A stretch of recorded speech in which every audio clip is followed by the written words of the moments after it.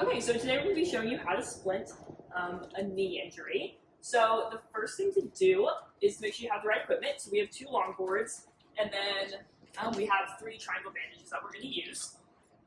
Okay, so on the injured knee, it's important when you have a joint injury that you're going to first hold manual stabilization. So you're going to go for the long bone above and below the joint. So I'm going to start holding manual stabilization, and then I'm going to have an imaginary partner take over that. And then the next thing that we're going to do is we're going to check PMS. So we're going to feel for a pulse. And then can you wiggle your toes? And then can you feel which toe I'm touching?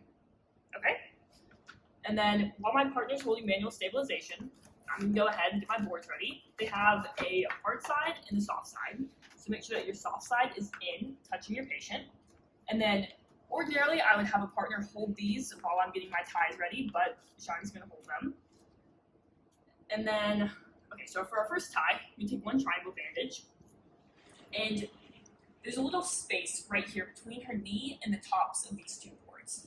So I'm going to start with the corner of my triangle bandage, go underneath her knee, then around both of the boards, and then I'm going to make a tie. It's really important to make sure that you're tying the triangle bandages onto the orange boards. You never want to tie a knot on your patient.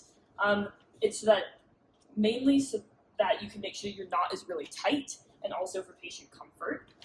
So I'm just going to go ahead.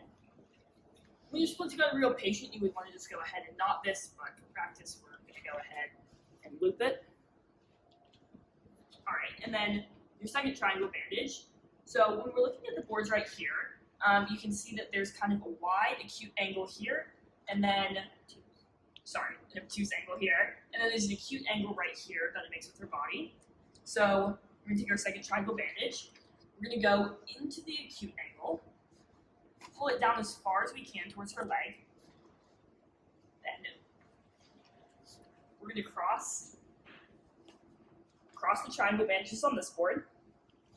1 tie is going to go down around her leg, and then we're going to tie on the opposite board.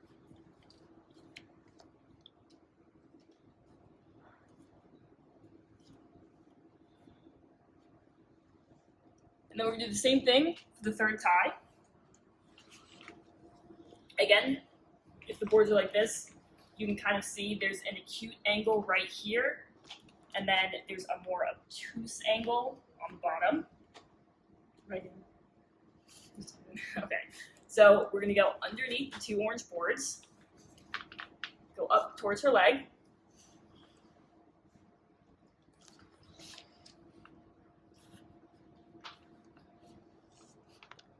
cross on the opposite board. It's really important at this step you want to hold these 2 ties really tightly. That way you can maintain tension all the way around the tie. 1 tie is going to go under, 1's going to go over, and then we are going to pull on the opposite board. Loop the ties together,